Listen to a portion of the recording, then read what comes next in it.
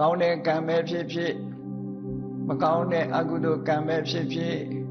လူတွေဟာနေ့စဉ်မှာလုပ်နေကြတာကောင်းတာလည်းလုပ်တယ်မကောင်းတာလည်းလုပ်တယ်ကောင်းတဲ့အတွေ့တွေလည်းတွေးတယ်မကောင်းတဲ့အတွေ့တွေလည်းတွေးတယ်ရေပုံရခြုံငုံသုံးသပ်ကြည့်မယ်ဆိုရင်မကောင်းတာကတချို့ကများတယ်ပေါ့လူတိုင်းတော့မများပါဘူးကောင်းတာတွေများတာသို့တော့ကောင်းတဲ့လုပ်ရကလေးဟာနည်းနည်းပဲဖြစ်စေမကောင်းတဲ့လုပ်ရကလည်းမိနစ်ပိုင်းလောက်ဖြစ်စေစက္ကန့်ပိုင်းလောက်ဖြစ်စေနာဟိကမ္မံဝိနတတိကိုယ်တဏ္ဍမှာဖြစ်သွားပြီဆိုရဲကပျောက်သွားတာမဟုတ်တော့ဘူးဒီလိုဆိုလို့လေနော်ဖြစ်သွားလိုက်တဲ့အခိုက်အလေးဟာအောင်မြင်ဖြစ်သွားလိုက်တဲ့ဟာကမေ့သွားပြီမဲ့သဘာဝတရားလျောက်မိစ္ဆာသဘောတရားအရာဖြစ်ပြီးပြတ်သွားတာမှန်တော့လေသူ့ရဲ့တတ္တိလေးသို့မဟုတ်မျိုးစိတ်ကလေးကကြာပြသွားတယ်အဲဒီမျိုးစိတ်လေးကမြေနဲ့ရေနဲ့တွေ့ရင်ပေါက်တယ်လို့ပဲဘဝတစ်ခုကျိုးပေးဖို့အတွက်ဆင်းသင်းဖြစ်နေတတ်တယ်ပေါ့ဒါကြောင့်မို့ဒါလေးကတော့မပြောပါတော့ဘူးဆိုပြီးတော့အကုသိုလ်ကံကိုလည်းသွားပြီးတော့အထင်မသေးသင့်ဘူးနော်ဒါကြောင့်မို့ဝစီဝေဒထိတိုင်းရှာဆိုပြီးတချို့လဲဘာမဟုတ်တာလေးနဲ့နေမယ်ဒီအပြောဆိုမတတ်စိတ်နေသဘောထားမတတ်တဲ့အတွက်ကြောင့်သွားပြီးတော့ကဲရဲ့ရှုပ်ချမိသွားရင်အဲ့ဒါတစ်သလုံးဒုက္ခရောက်ပြီးဘဝတန်တရားမှာကြည့်လေခောစုတ်တရာလောင်းကြည့်ပိစိကဗုဒ္ဓအိမ်ကြွလာတဲ့ပိစိကဗုဒ္ဓတပါးကခါလေးကုန်းနေတာဘာရဲ့လို့မဟုတ်ဘူးအပျော်လောက်တာတို့ရဲ့ပိစိကဗုဒ္ဓကဒီလိုလေးကြွတယ်ဆိုပြီးတော့ရွှေခွက်ကလေးပွေ့ပြီးတော့ခါလေးကုန်းပြီးရည်စရာလောက်တာကကုန်းမကြီးဖြစ်နေတကယ်ကတော့အဲ့ဒါမျိုးလေးကစပြီးတော့အတော်ကြောက်စရာကောင်းတယ်လို့အကုသိုလ်ကံဥက္ကသေနတထေသာဇလန်းကိုကြည့်လိုက်အောင်မယ်ဆိုရင်သူဇနီးတွေကဗာပြောလိုက်တော့သူတို့ဆူတောင်းတဲ့အခါလှူဒန်းပြီးဆူတောင်းတဲ့အခါ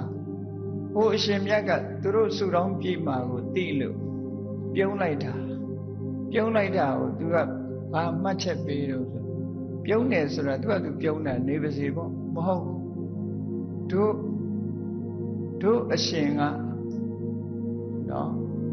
ခုခေတ်လိုပြောရင်တော့အနုပညာသမားထမရဲ့လို့ပြောတယ်ပေါ့နော်တို့အရှင်ကဒီစတ္တမနဲ့တူပါတယ်လို့ပြောလိုက်တာဟိုယောက်ျားလုပ်တဲ့ပုဂ္ဂိုလ်ကလည်းသူဇနီးပြောတဲ့အတိုင်းအေးဟုတ်မှာပေါ့ကွာဒါနဲ့ပဲသူတို့ဇက်ကစားရတဲ့ဘဝမျိုးတွေရောက်သွားတယ်နော်အဲ့ဒါတကယ်စဉ်းစားကြည့်မယ်ဆိုရင်ဘာမှဖြစ်လောက်တာမဟုတ်ဘူးလို့ပြောရဘာမှဖြစ်လောက်တဲ့မဟုတ်တဲ့ကံလေးကလည်းအကျိုးပေးတတ်တယ်ဆိုတာအဲ့ဒါကိုပြောတာနာဟိကမ္မံဝိနတတိတဲ့ကုသိုလ်ကံပဲဖြစ်ဖြစ်အကုသိုလ်ကံပဲဖြစ်ဖြစ်ကိုလုံးမိတဲ့ကိုယ့်ရဲ့စိတ်ထဲမှာဖြစ်သွားတဲ့အရာလေးဟာအကုသိုလ်ကံဆိုရင်အမဲဆက်ကလေးပေါ့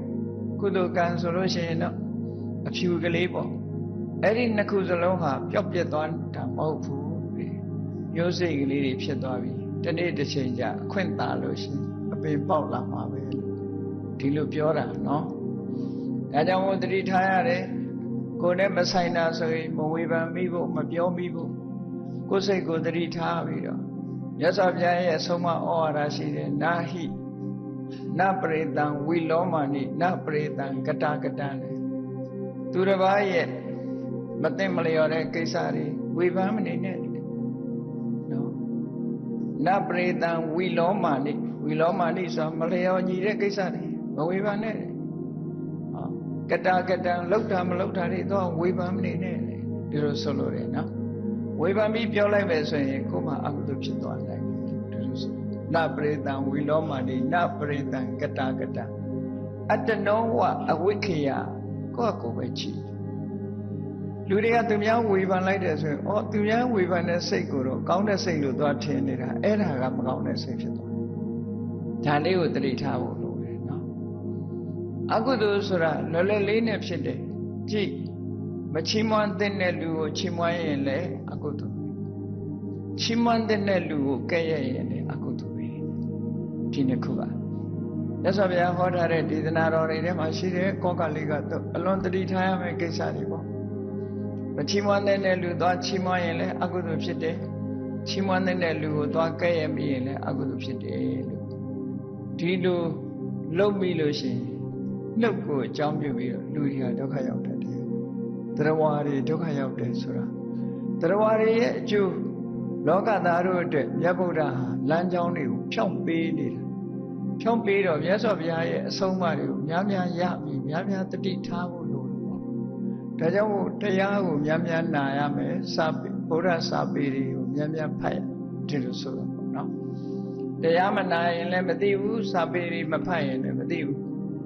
သိဖို့လိုတယ်ပေါ့ဒါကြောင့်မို့များများသိအောင်မျက်စိကောင်းနေရင်ဖတ်ဖို့အခွင့်အရေးတွေရှိပါတယ်နော်နားကောင်းနေရင်လည်းနားထောင်ဖို့အခွင့်အရေးတွေရှိပါတယ်မျက်စိကောင်းတဲ့မျက်စိလေးကိုသွားဂိမ်းဆော့တဲ့နေရာသွားအသုံးချရင်မျက်စိပုံမှာပဲရှိတာပဲဟောအဲ့ဒီနေရာမှာအသုံးမချပဲနဲ့အဖို့တန်တဲ့လောကရေးရာဓမ္မရေးရာစာတွေဖတ်လိုက်မယ်ဆိုရင်အများကြီးကိုယ်အတွက်သုံးကြတာဖြစ်မယ်ပေါ့အေးရပဲဖြစ်ဖြစ်တွက်ချက်ပြီးတော့လှုပ်တဲ့တယ်ပေါ့အဲ့ဒါလို့မလှုပ်ဘူးဆိုရင်အပျော်ကလေးတစ်ခုတည်းအတွက်အပြင်းဖြေတာလေးတစ်ခုတည်းအတွက်ဆိုရင်ဘာအကျိုးရှိဘာမှအကျိုးရှိအပြင်းလေးပြေသွားတာကိုပဲရက်လက်လို့သတ်မှတ်လို့ရှိရင်တော့ဟုတ်လားတနေ့ကုန်ပတ်စံတပြားမှမရဘဲနဲ့ကုန်းပြီးတော့ချင်းတူးတဲ့လူလိုပဲဖြစ်မှာပဲပတ်စံတပြားမှရအောင်ဘာလို့တူးတော့အပြင်းပြေတူးနေတဲ့လူမျိုးပေါ့ပတ်စံတပြားမှလည်းမရအဲ့ဒါမျိုးလိုပဲဒီကိုလှုပ်တဲ့လှုပ်ရရဲ့အကျိုးဆက်result ကိုသိချကြည့်ရအေးကောင်းကျိုးဆိုးကျိုးဆိုတာကိုလည်းဝေဖန်သုံးသပ်ပြီးတော့ကြည့်ရဆိုးကျိုးတွေမရအောင်သတိထားဖို့မတ္တမအရေးကြီးတယ်လို့အဲ့ဒီအရေးကြီးတဲ့အချက်တွေကိုမြတ်စွာဘုရားသခင်ကိုရောမြတ်ကသတိထားတတ်ဖို့ခေါ်တယ်နောက်ဆုံးမှာများများဆဆမဖတ်နိုင်လို့ရှိရင်မြတ်စွာဘုရားဟောကြားတဲ့ဓမ္မပဒဆိုတဲ့ဂါထာလေးတွေရှိတယ်ဇလန်းတွေသိမဖတ်ချင်လေမြတ်စွာဘုရားရဲ့ဂါထာလေးတွေအတွေးခေါ်လေးတွေကိုဖတ်အတွေးခေါ်လေးတွေဖတ်ပြီးတော့ကိုယ့်ဘဝနဲ့ကိုယ်ဆက်ဟပ်ပြီးတော့ကြည့်ဇလန်းဆိုတာသင်္ကန်းစာယူဖို့အတွက်ပဲတချို့ကဇလန်းတွေကလူပဲဖြစ်တယ်ငါလည်းမဆိုင်ဘူးလို့ထင်သွားတတ်တယ်အဲ့တော့ဇလန်းကိုသာထားအတွေးခေါ်လေးတွေဓတနာလေးတွေကိုမြင်အောင်ကြည့်ခုနဟာဓမ္မပဒကပဲနပရိသံဝီလောမာနိနပရိသံကတကတံသူတစ်ပါးရဲ့မလှော်လျော်တဲ့အနေအထားတွေကိုသွားကြည့်နေနဲ့နပရိသံကတံသူလောက်တာမလောက်တာတွေသွားမကြည့်နဲ့အတ္တနောဝအဝိခေယကိုယ့်ရဲ့မတော်မလျော်ဖြစ်နေတာလားဆိုတာသာကြည့်တယ်ကိုလောက်တာမလောက်တာကိုသာကြည့်တယ်ဒီလိုဆိုတာမြတ်စွာဘုရားဒါဆုံးမဩဝါဒပေးသူများကမကြည့်နဲ့လို့ဆိုကြည့်ရင်နောက်ကပါလိုက်လာပြောမိသွားပြီပြောမိသွားလို့ရှိရင်ကိုပြောတဲ့အတိုင်းမဟုတ်ရင်ဒုက္ခရောက်တခါတော့ကဒီမြို့တစ်မြို့မှာတော့ရကျောင်းတစ်ကျောင်းမှာယဟန်တော်နှစ်ပါးနေကြတယ်ဆိုတော့အဲ့ဒီယဟန်တော်တစ်ပါးကသူကတရားသူတရားပြရာပြီးသားယဟန်တာပုဂ္ဂိုလ်သူ့မှာဘာရှိတုံးဆိုအစာအိမ်မကောင်းတဲ့ယောဂရှိတယ်